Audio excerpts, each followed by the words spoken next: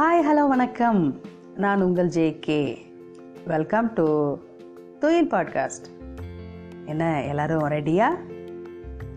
ஆயிஷா ரா நடராசன் அவர்கள் எழுதிய உலகை உலுக்கிய 40 சிறுவர்களில் இன்னைக்கு நாம் அனைத்தையும் ஆராய்ச்சி செஞ்ச ஒரு அருந்தவாளை பற்றி தெரிஞ்சுக்க போகிறோம்.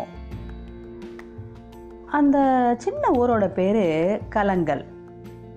அது கோயம்புத்தூருக்கு பக்கத்தில் இருக்கு. அங்கே தான் அந்த பையன் இருந்தான். அவனோட பேர் துரைசாமி. அருந்தவாள் அப்படின்னு சொன்னாதான் எல்லாருக்கும் தெரியும். அந்த அளவுக்கு அவனோட வாழ்த்தனம் ரொம்ப பிரபலம். அவனோட அப்பா கோபால்சாமி அவனோட சுட்டித்தனத்தை நிறுத்த முடியாமல் திணறினார்.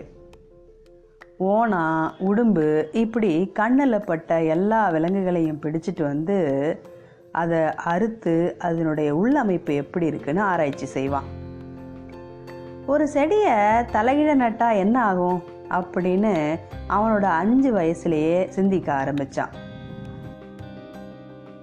அந்த அருந்தவாளை லட்சுமி நாயக்கம்பாளையத்தில் இருக்கிற அவங்க மாமா வீட்டுக்கு படிப்புக்காக அனுப்பி வச்சாங்க. அவனுக்கு பள்ளிக்கூடம் ஒரு சிறை மாதிரி இருந்துச்சு. ஒரே இடத்துல உட்கார்றது வெறுப்பாக இருந்துச்சு. வீட்டு பாடம் எழுதுறதுக்கு வீட்டில் இருந்தால் தானே. அவன் வீட்டிலே தங்குறது கிடையாது. இரவு பறவையான ஆந்தைக்கு எப்படி கண்ணு தெரியுது, அது மாதிரியான பலவிதமான ஆராய்ச்சிகளில் ஈடுபட்டான். அவனை எல்லாருமே ஜிடி அப்படின்னு அழைக்க தொடங்கினாங்க. ஆராய்ச்சி அப்படின்னு சொல்லிக்கிட்டு சுடுகாட்டுக்கு கூட தைரியமாக போயிடுவான்.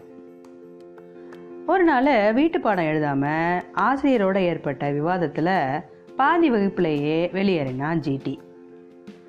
அப்போ ஆங்கிலேயர் ஒருத்தர் மோட்டார் பைக்கில் போகிறத பார்த்தான். பின்னாலேயே ஓடினான்.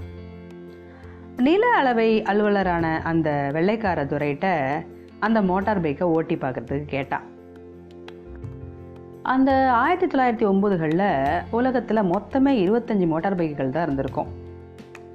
இதோட விலையை கொடுத்தீங்கன்னா தர்றேன், உங்ககிட்ட சுயமாக சம்பாதிச்ச பணம் இருக்கா அப்படின்னு அந்த வெள்ளைக்கார துரை ஜிடியை பார்த்து கேட்டார்.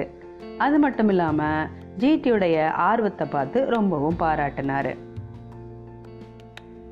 வீடு திரும்பிய சிறுவன் ஜிடி உடனே செயலில் இறங்கினான்.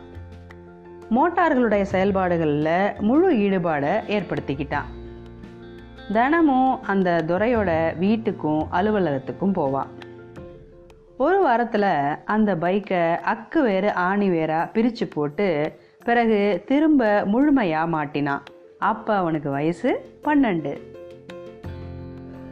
அப்புறம் வீட்டுக்கு தெரியாமல் விடுதிகளில், ஹோட்டல்கள்லன்னு பல்வேறு வேலைகளை பார்த்தான்.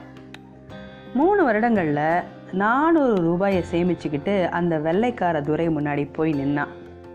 உங்கள் பைக் என்ன விலை அப்படின்னு கேட்டப்ப அவரால் நம்ப முடியலை. சுயமாக சம்பாதிச்சதுன்னு அவன் காட்டிய பணம் எவ்வளவுன்னு கூட பார்க்காம தன்னோட பைக்கை அவன்கிட்ட கொடுத்துட்டாரு. விரைவிலேயே ஜிடி தன்னுடைய மாமாவோட விவசாய பண்ணையில் பருத்தி செடியில் ஆராய்ச்சி செஞ்சான். மேட்டிலிருந்து பள்ளத்தை நோக்கி விதைச்சோம்னா புகையிலை தோட்டம் சிறப்பு பலன் தரும் அப்படிங்கிறது உட்பட பலருக்கு வேளாண் குறிப்புகளை கொடுத்தான். வேப்ப எண்ணெய் தயாரிப்பில் புதிய உத்தி குறித்து பார்க் டேவிஸ் அப்படிங்கிற மருந்து கம்பெனிக்கு ஆய்வினை அவன் சமர்ப்பித்த போது அவனுக்கு வயசு 16. காய்கனி தோட்டம் அமைக்கிறது, உயர் ரக வாழை, அப்புறம் ஒட்டு மாங்கனி அப்படின்னு தாவரவியலில் அவனோட ஆலோசனையை கேட்க தூரத்து ஊர்கள்லேருந்து யார் யாரோ வந்துட்டு போகிறத பார்த்து அவங்க அப்பாவும் மாமாவும் அசந்து போனாங்க. விவசாயம், சைக்கிள், பேனாக்கள் வர எந்த கருவி பழுதானாலும் ஜிடியை தேடி தான் வந்தாங்க.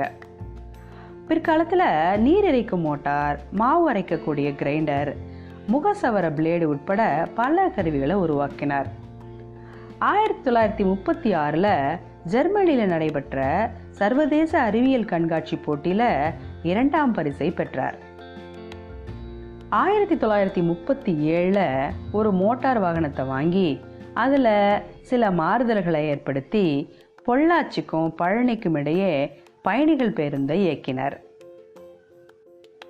இந்தியாவின் எடிசன் என புகழ்பெற்ற ஜி.டி. நாயுடு உலக நாயகனாக மிளிர்ந்தார். மீண்டும் சந்திப்போம். நன்றி.